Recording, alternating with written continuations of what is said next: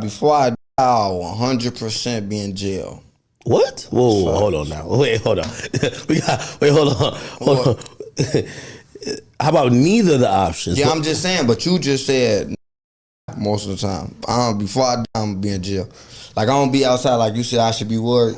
I don't be worried about, oh, damn, I'm gonna die today. I don't think I'll be worried about the police. That's it. Really? Yeah. Why? I ain't worried about no niggas. Niggas my least worried. I could do exactly what a nigga can do. So.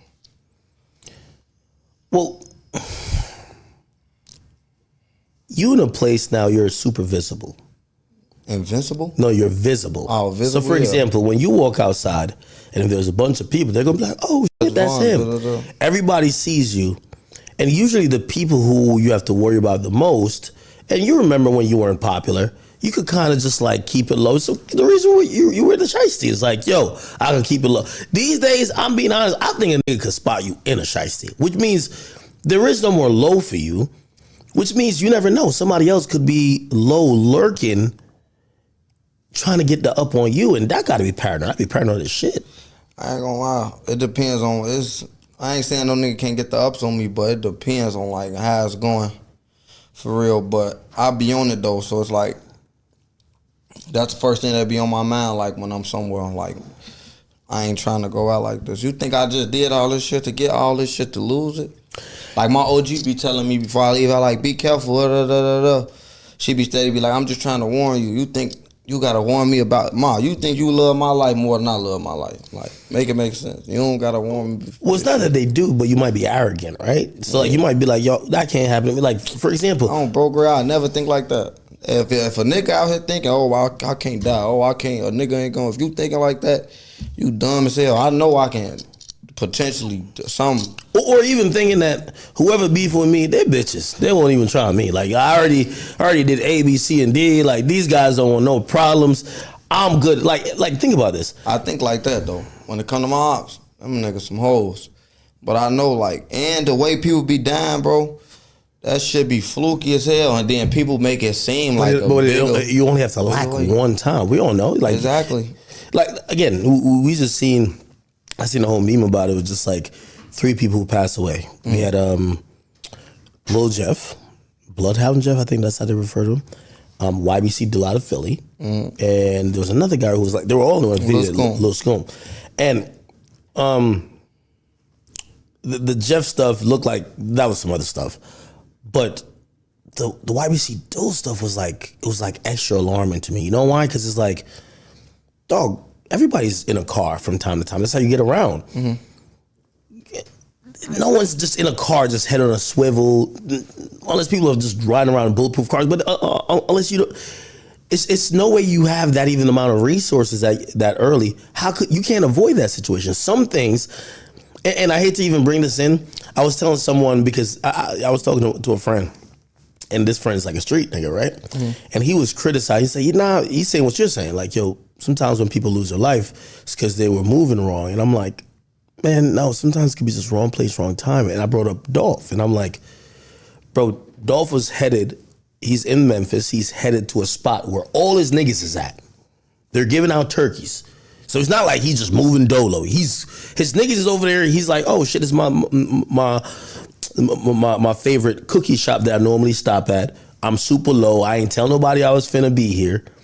By the draw of the luck, the dudes who looking to try to do something to him are sitting at a light. The dude testified and said it.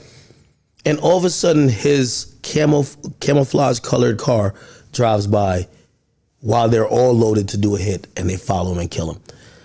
That's just how it come, though. That's how a lot of shit happen. Like, you don't just go catch a motherfucker like, oh, yeah, I'm finna go try to kill this nigga. I'm looking for him. I'm finna find him. Shit like that just fall into your hand and never go like oh, it never go as planned. That shit just happen, fall in your hand. So, and that shit, you seen they got locked up, so they obviously ain't do something right.